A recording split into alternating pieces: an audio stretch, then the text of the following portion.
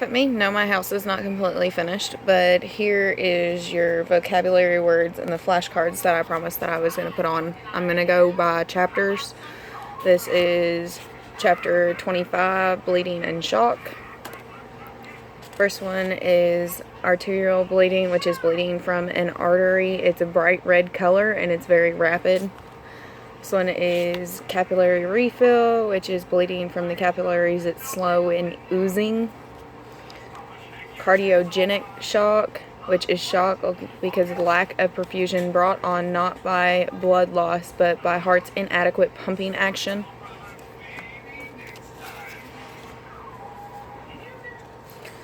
Compensated shock, when the patient is developing shock but the body is still able to maintain perfusion. Decompensated shock is when the body can no longer compensate for low blood volume or the lack of perfusion. Hemorrhage is bleeding, especially severe bleeding. Hemorrhagic shock is shock resulting from blood loss. Hemostatic agents are substances applied as powders, dressing, gauze, and bandages to open wounds to stop the bleeding. Hyperfusion is the body's inability to adequately circulate blood to the body's cells to supply them with oxygen and nutrients. Hemovolemic shock is shock resulting from blood loss or fluid loss. Neurogenic shock is hyperfusion due to nerve paralysis resulting in the dilation of blood vessels that increases the volume of the circulation system beyond the point where it can be filled.